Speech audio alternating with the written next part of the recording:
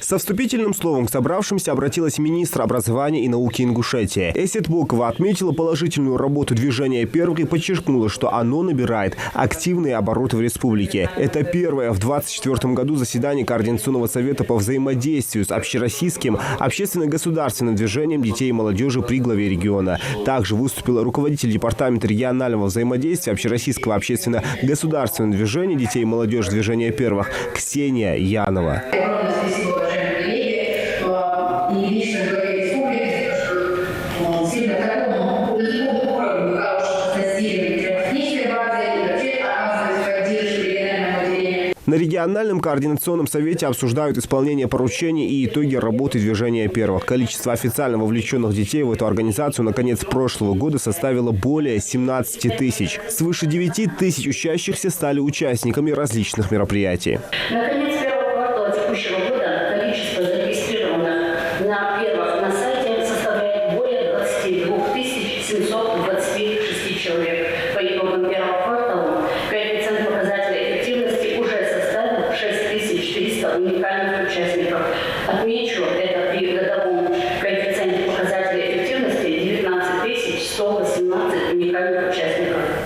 Достижение данного результата обеспечивается за счет реализуемых региональных и всероссийских проектов. Большое внимание уделяется работе волонтеров. С 8 февраля 2023 года по 30 декабря 2023 охват, согласно сайту Добро.ру, составляет 1163 волонтера. В заседании принимают участие и школьники. Докладчики рассказали о создании детского регионального совета «Первых» и его работе, а также об участии во втором съезде движения «Первых» и встрече с президентом России, на которую удалось попасть Исаиду Умар Хаджиеву, учащемуся первого лицея Назрани. Помимо съезда я удостоился стать одним из 20 участников личной встречи с первым лицом государства. В ходе встречи мы побывали на 2 павильонах ВДНХ, а именно павильон Сбербанка и павильон ВК.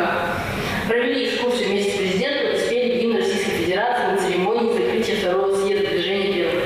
Я очень рад, что удостоился такой чести представить нашу республику на столь важном мероприятии.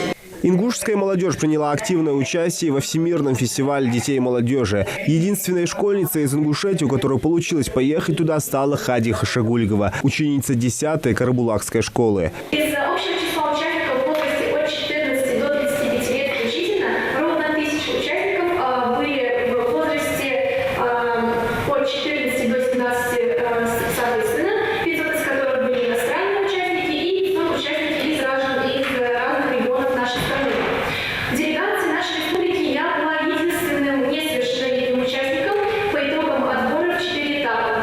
Отбор включал в себя в первую очередь заполнение портфолио, где я предлагала свои грамоты, рассказывала о интересах и направлениях.